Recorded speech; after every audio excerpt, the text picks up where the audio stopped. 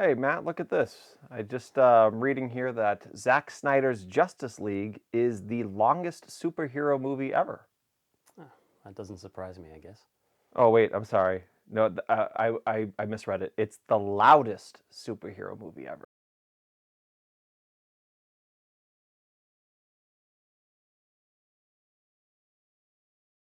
Well, Matt, here we are again, Yeah, talking about Superman. I've once again donned another bit of Superman apparel here. yeah. I've got, I guess, kind of a bluish shirt on.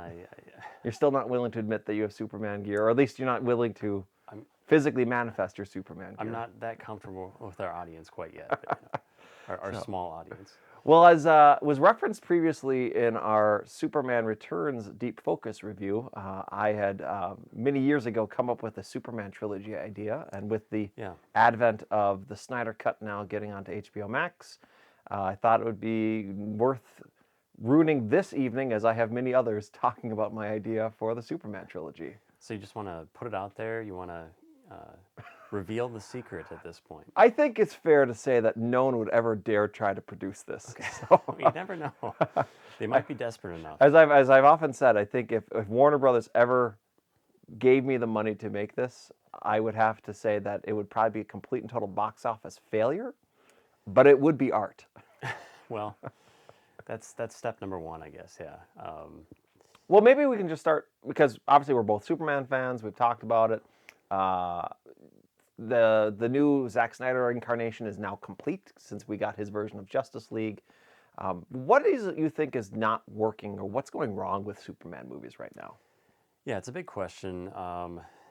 Obviously, this is something that seems to be endlessly debated online, similar to Ryan Johnson's The Last Jedi. It's just something that the conversation's never really going to end, right? You're going to have people on both ends of the spectrum.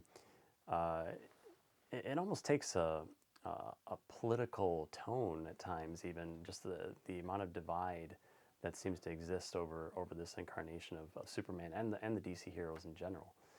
Um, I think it ultimately boils down to a bad decision on the part of Warner Brothers to try to recreate the success of Christopher Nolan's Batman films. I'm glad you bring that up Yeah, because Nolan's name has been all but dropped from any of these, but he was the one of the producers for Man Man of of Steel. Steel, Yeah, he and was was kind of a heavily creative involved. force behind it, and And everyone kind of ignores it. yeah, people I think have forgotten about it, and it was very obviously a very conscious decision by Warner Brothers to try to recreate that formula, right? So they saw the success of the Batman films. This is a dark, brooding character. It's set in the real world, and it really they wanted that to catch lightning in a bottle twice, and that's very very difficult to do.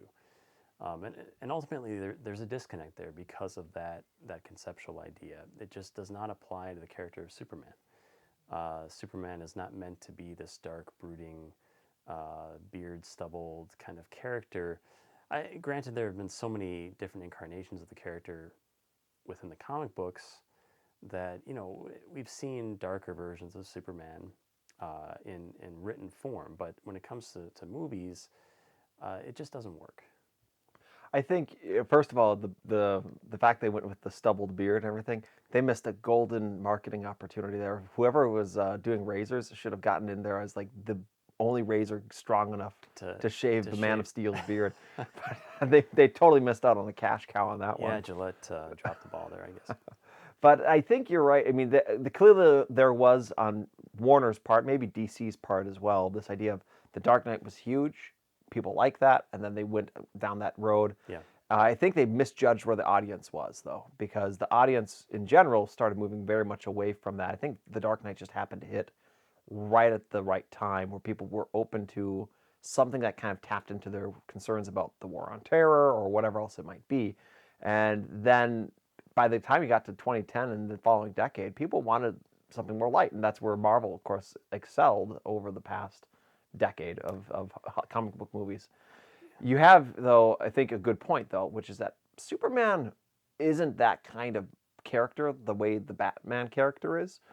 But if you are going to do it in the modern world, I think I'm going to give DC and Marvel, or excuse me, DC and Warner a little bit of credit here. I think you have to in this day and age, if you're setting a story in Superman's universe of the 21st century, you got to be a little bit darker, because I don't know that this world allows for people to kind of have the myth of Superman the way we used to, because you have smartphones now, the internet, satellite, all these things that would document him. And A lot of the mystery is taken out of it. exactly, Superman, I don't think works in a 21st century context as a character. Maybe you can argue that he does, but I can't really quite think of, at least from a movie perspective, how it would work well. It's definitely more challenging, and I think, Zack Snyder's kind of operative, at least the kernel of his original idea is, what if gods came to the real world, right? And that's kind The of Olympians visit Earth. exactly, and that's kind of the starting point, I think, for his films or his take on these characters. And that's an interesting idea. I mean, I like the idea in concept, but yeah, the execution is lacking, unfortunately. And it's just, I've struggled with just reconciling the DC characters in my own mind over the years, because there really isn't a great sense of unity to the DC characters like Marvel. Eh, DC characters are really a hodgepodge of a lot of different characters that have been created over many different years, many different decades, Different people. products of different historical periods. So there isn't a real cohesion, I think, to a lot of those characters. If you look at the unit of the Justice League, it's kind of a tough sell that all these characters would work together. Well, I knew you didn't bring me back because you like me. I don't. Not. You think about Batman working with Superman, they're so diametrically opposed in some ways, and that can create interesting dramatic conflict. But the tone of the stories that you tell about those specific characters, they're so radically different that it's very, very difficult to reconcile those, especially within the context of a feature film. Well, based on both the theatrical and now the extended cuts of Justice League, I think you have lots of proof that you're right about that statement. Yeah, and I have to admit, since Man of Steel, I've kind of dropped off my viewing of the DC films, and I feel a little bit guilty about that, especially during our conversation now. It probably would be helpful to have a little bit more context than I do, but from the sounds of it, I'm not missing a whole lot. I mean, I've kept up with them. Well, I guess I didn't watch the Harley Quinn movie that came out right before the pandemic hit. I didn't see that, but I've kept up with most of them, and by and large, I mean, I've been okay with them. I think Batman versus Superman's got more interesting things in it than most people will admit. The extended version, I think. The extended version in particular, yeah, that's pretty solid. I mean, the problem with the DC universe is that they saw what Marvel did, and then they said we got to do the same thing, and they shoehorned in this idea of we gotta get Wonder Woman, Aquaman, and so forth. And you didn't need to. I didn't mind setting up the whole Batman versus Superman storyline, taken from Frank Miller, really. But it just didn't strike me that they had any clear roadmap the way Marvel has, and that reflects actually the comic books in many ways. So this is, I guess, many of the reasons that we see problems with it, and why we think that about maybe $1 billion worth of somebody else's money should be given to my idea. I've talked about this many times, actually, over the past decade here at different occasions. It's been a while since we've had this conversation. Yeah, I was just kind of saying before we started that, I remember certain details about your idea, but we haven't talked about it for many years, and in some ways this will be kind of a fresh reaction from my standpoint. So the floor is yours. We know you're the brains of this operation overall anyway. So well, I don't know if I'm the brains, but I think I'm the looks. I'll take my usual role of letting you talk, and I'll just kind of react. There we go. So, well, I think, to your point, and what I was thinking earlier, I think Superman's hard to do in the 21st century because of smartphones, because of all these things. I mean, one of the things, even like I looked at Superman Returns, which has a lot of things I like about it, I'm just thinking, once Superman's back, why are they still doing a bank robbery? And then when they're doing a bank robbery, why do they try shooting him when they know all about him, right? Yeah. So you just have this kind of weird thing that once you have him in this world where he can clearly be known by everybody and communicated through mass media, it takes away the sense that there could be much conflict unless you have some alien force that attacks, right? So basically, because it's hard to do a Superman story with all of this new modern technology of communication and just the way everybody would know about him, I think going back to my own personal interest in the Golden Age comic books, my thought is, why not do Superman movies set in that actual historical period? And so my initial thought, and it's a little bit of a cheat because the comic books actually start in the 30s. Yeah. But if we actually went back further into the 20s, 1920s, Metropolis, there is the story for our first film. If I think about a title for it, Superman, the Man of Steel. That's my title for this first entry in our Superman trilogy. I just want to say that it's kind of shocking that there hasn't been a Superman film made as a period piece yet. If you kind of think about it, I mean, at least every cinematic incarnation has really been set in the modern day in which it was made, and even the Fleischer serials, right? So this makes a lot of sense. Of course, I remember this detail about your idea. This makes total sense to me. I mean, it restores the mystery of the Superman character to the public at large, and really allows, I think, the right tone for the film, kind of more of a hopeful, upbeat, positive tone when you're sending it in that era. Mm-hmm. And you mentioned the Fleischer serials, which we've both spoken of many years now about how just that is probably the best cinematic portrayal of Superman, and that would be actually a huge inspiration for this as a live-action feature-length Fleischer serials, kind of the way I envision this. So the basic concept is we start first on Krypton, and we have actually almost like a very long prologue, about like maybe 30 minutes on Krypton, learning about the fact that they've had this massive event, right? So the way I've conceived it, this is breaking away a little bit from the comic book lineage, but I think it's okay to do that a little bit with movies.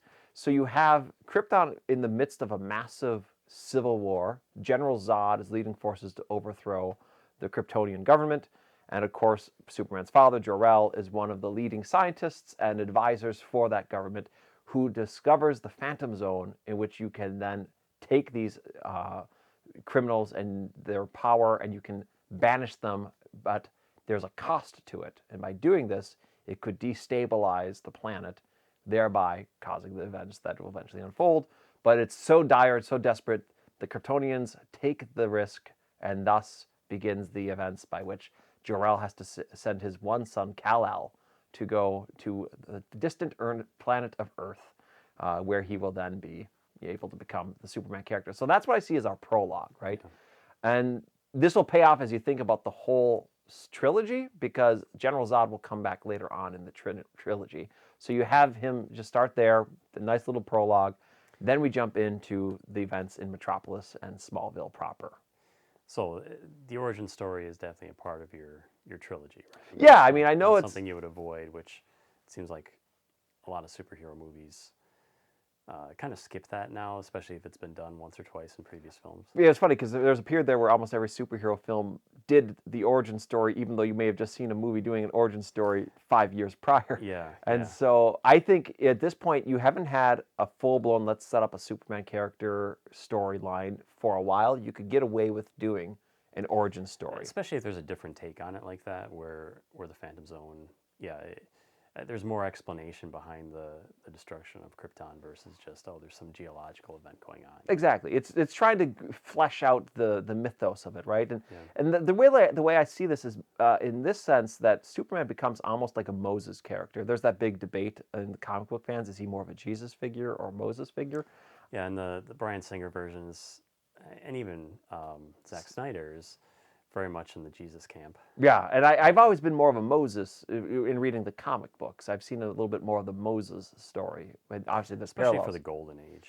Right. Yeah. Well, makes sense. It was created by two Jewish writers, so so that would be our premise. But then, kind of skip over a little bit of the origin story. We don't start in Smallville. Instead, we go to a young Clark Kent on his first day at the Daily Planet. That's where we pick up in Metropolis itself.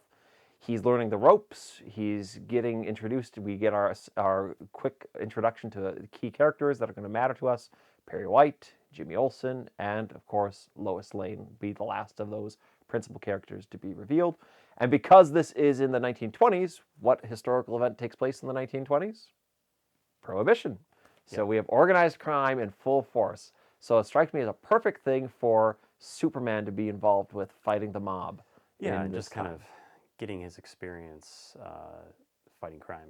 Right, Really and for at the this first point, time, right? yeah, at this point, here's where I'm going to go different than what you might have seen in other cinematic incarnations, even in a lot of people's own imaginings. I'm not going to play up the Krypton or alien idea of Superman at all in this first entry, the Superman, the Man of Steel episode of this trilogy. Instead, he's just a man who's crime fighting, and he has powers, but they're not fully developed yet. So we're going back more to the Golden Age era, right? He's invincible in terms of like if you hit him, he's not gonna, be easily beat. He's not gonna be someone who's gonna have to fear a gunshot. He's not gonna be able to fly yet, though. To leap tall buildings at a single bound. Yeah, Right. so he's just able to jump, right? Right. He's got the Large massive distances. leaps, Yeah. all those things like you have in the Fleischer series in the initial comics, right? Just those basically those powers of the Golden Age are all he has at this point in time. And that really solves, I think, a lot of the problems people have with Superman as a character. This idea that he's too powerful. How do you create a sense of danger, a sense of conflict with a character that powerful? Well, here's how you do it. Right. I mean, you limit his powers. Yep. And, and that's a means to show his growth as well. Exactly. It creates more drama in the story, but then it also allows him to learn something about himself and discover something about himself at the same time.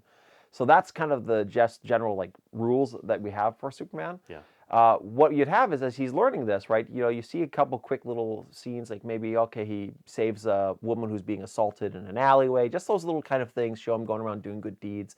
His costume yet is not like this real full. It's just kind of a costume he would have made on his own. That's got the S on it. Just those usual things. And nobody really knows anything about him until our big, huge first massive event, which is a bank robbery. Obviously, bank robberies in those days would be a go-to thing.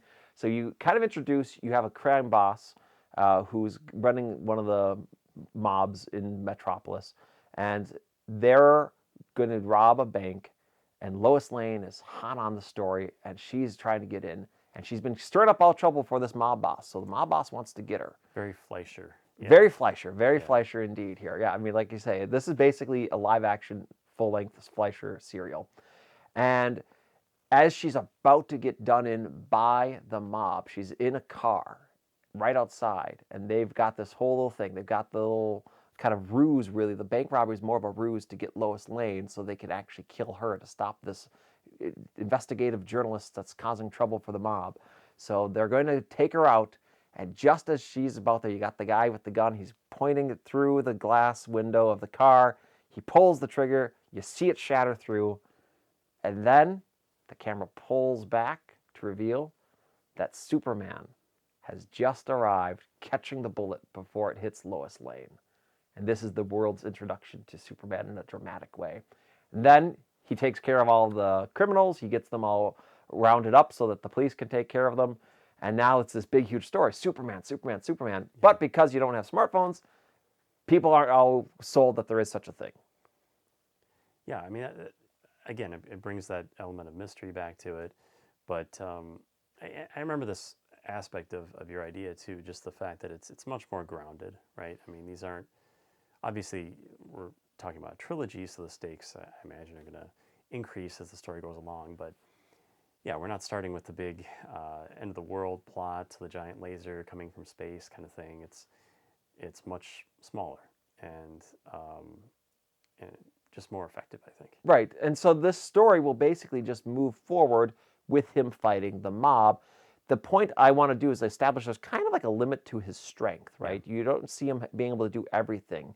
And so you really move towards the climax, ultimately being him trying to save Lois Lane. And what he has to do is basically you have the mob having kind of moved into sort of just trying to take out a city, like a city block. And so they're blowing up a building. And as it's falling, he has to catch it and he has to hold it. And he has to carry it. And this is kind of the first time he sort of starts to fly, not just bounce. You see that kind of him moving the building over and saving everybody. And that's your big climactic thing. Like Superman saves people. And that's totally in keeping with the nature of Superman. And this foils the whole mob. But you get a little nice sting at the end of it, which is that there's somebody behind this mob boss. And that is Lex Luthor, who now is aware of this existence of a Superman who threatens his own designs that we don't really know much about at this point, but he knows he's got to put an end to Superman. And so this is the start of our Superman movies. Yeah, I like it. I mean, I remember a lot of these details now that you bring them up again. And again, I like the smaller scale aspect to it. But, it's really designed to be a trilogy, right? I mean, so there's a real progression here. And, I think about like the Lord of the Rings films, that those films, obviously they're based on the Tolkien books, but those films weren't exactly married to the idea there has to be a completely satisfying story within each individual film, right? Each piece does fit together to create one larger whole. And I think a lot of films nowadays are afraid to do that, especially, even if they're predestined or pre-designed to be a trilogy or a multi-film arc, there's still this kind of need to create a self-contained feel or self-contained story. And I think you could do that in this, and that would be my goal at some level. Like, it is self-contained, It feels complete, but you aren't going to... But there's still unanswered questions and still things that the audience wants to see that aren't really being delivered yet. Right, and for sure, and that'd be the big gamble with this premise, that, I mean, audiences today do not want the big event to be Superman holding up a building to save some people and then kind of for the first time flying. But right? how refreshing would that be if that could work, though? I mean, that's the thing. I agree. It's like, if that actually worked, and I think it could, because I think people are so desensitized to, the Zack Snyder, the CGI fest, where you're just inundated and with... You have no idea what's actually on the screen. Yeah, and you just walk out with a headache. I think people, if you went so hard the other way with it, people would really be affected by that. And it's an interesting experiment. It would be very interesting to see how people would react to that en masse. And I think it would actually be quite positive. And this really, I mean, the whole point, I said the title would be Superman, the Man of Steel. And it's basically him developing like the will and the belief to be Superman. That's really what this story is about in the first chapter here, right? He's becoming the hero that he's supposed to be, right? That's who he's supposed to be.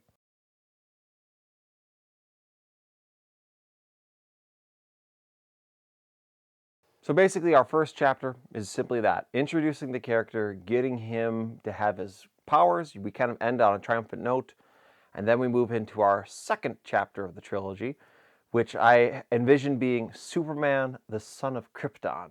So as I said in the first film, we would not focus in on anything with him knowing about Krypton, and we wouldn't talk about Smallville at all. So some of those usual things that are there would not be introduced in the first film, but instead we would introduce them into the second film. So you start the second film as you normally would. Maybe you have a big, huge, exciting action scene. And this time we're a few years later, so we're getting towards the late 20s, the early 30s maybe at this point.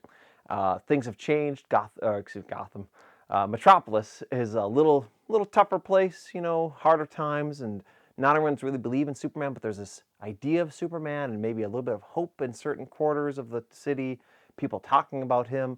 And so he's rescuing people. You have some fun kind of little set pieces like that. And then he gets a vacation and he goes home to see his parents. And when he gets home with Ma and Pa Kent, we realize Pa Kent is very ill and is going to be perhaps soon passing from this world.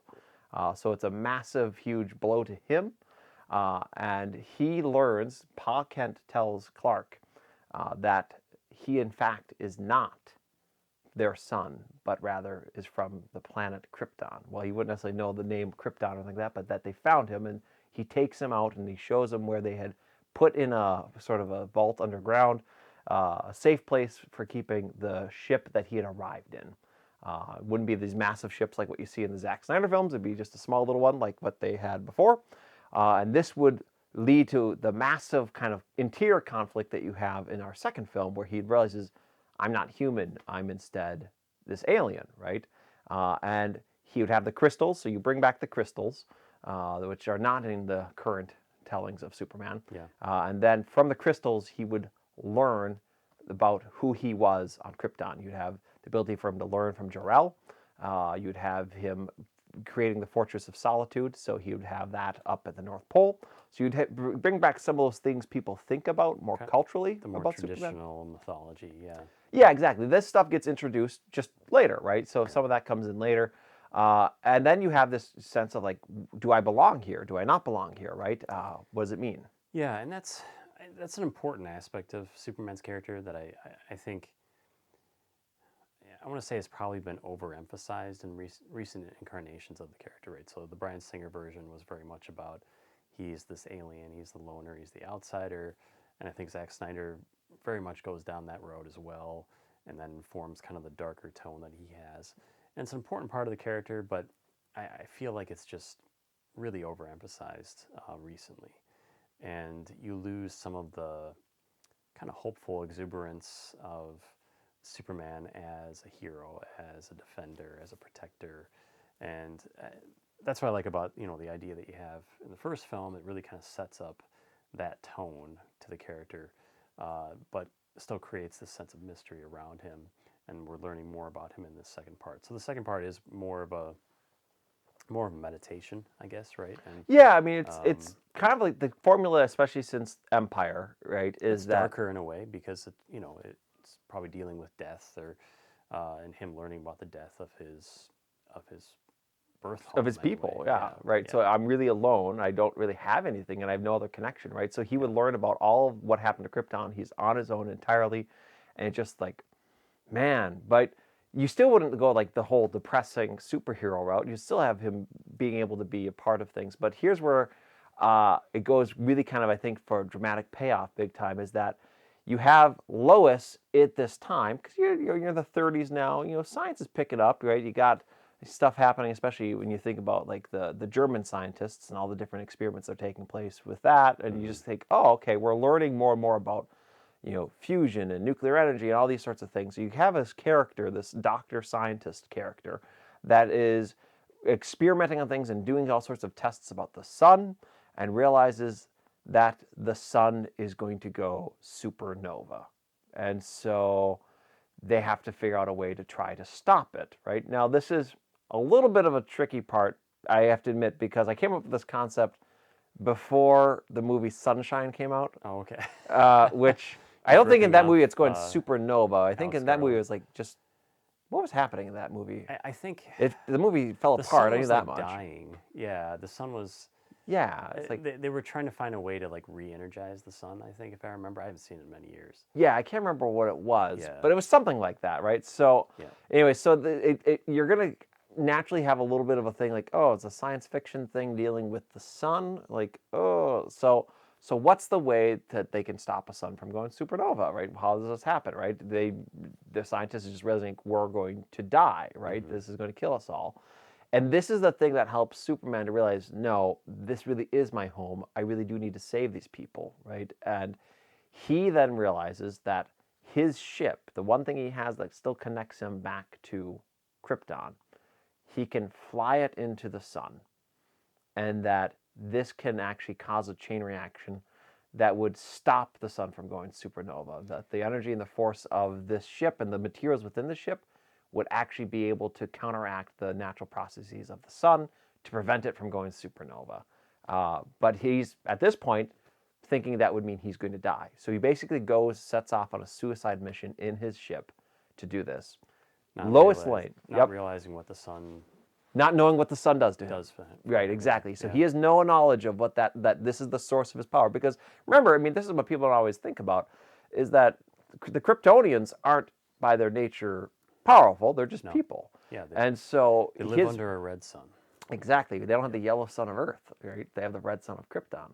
And so he's basically realizing, I'm going to go to my death, but I'm going to save the home that I still have. That's what he's thinking as he leaves. Lois Lane, by the way, is in on this because she's been doing the research with the scientist and learning about this. And she knows what Superman's going to go do to save the world, right? But it's very risky. Nobody really knows for sure. And he has to go in, and you have the climax is him basically flying this ship into the sun. As it's falling apart, everything is just being disintegrated by the heat of the sun and the radioactivity and everything that's happening. And he's struggling, mightily fighting his way through it. And then he's grabbing and holding onto the pieces of the material as much as he can to fly it into the sun's core. out of that, he emerges as the Superman of the Silver Age that we know as the big character that everybody can think of, right? So supercharged, super powerful, and then he comes back to Earth. Now, not so much the Moses figure, but moving into a little bit more of the Jesus figure. Almost like, okay, he is this massive figure, right, with all the powers. He's got the heat vision. He's got everything he could ever possibly have, right, because he's gone through the sun at this point. So that's the second chapter in it. But it's the dramatic thrust of it is basically him wrestling with letting go of the one thing that caught him back to his home. Like, I have now no place to go back to Krypton. I have no way of getting back there. It's lost. And so I need to make my home here. And that's the dramatic thrust of Superman, the Son of Krypton. Yeah. There's some beautiful imagery there, right? And that ending would be very powerful. The issue that might come up with it is just, the fact that the audience would be able to predict what's probably going to occur, right? Because they understand that Superman is empowered by the yellow sun. Do audiences know that now? Maybe not. I don't know if the general audiences know that. Maybe they do. But it's still a beautiful idea, and a beautiful theme. And the ignorance of his own character to that truth, right, that he's charged by the yellow sun, is an interesting thing to kind of play off on. Though you would wonder, by that point in his life, wouldn't he kind of realize that maybe if he's out in the sun, he feels like he has more energy or more power, but maybe that's something you just kind of gloss over. Movies do that plenty of times for the sake of a plot hole in a superhero movie? I don't think that's ever happened before. So you can nitpick it, but I think as a thematic idea, I like it quite a bit, and I think it would make for a beautiful ending. And you can kind of imagine how that sequence would go. The music kind of swelling. Yeah, exactly. Oh. And the ship disintegrating around him, and him thinking he's going to die, and physically straining, like just every bit of his might, and not really even understanding fully what's happening to him at the same time. Yeah. Why is he still going, but the ship's even falling apart, yet he's still somehow forcing it back together and doing stuff. Yeah. And this idea predates the end of The Dark Knight Rises. One could say that's a similar ending to The Dark Knight Rises. Well, except he knew he was gonna. No, that's totally different because he knew. he knows he's not. Know. The audience. That's just cheap trickery of making us think he died and then saying, "Never mind, he didn't." But no, I like it. I think it's good.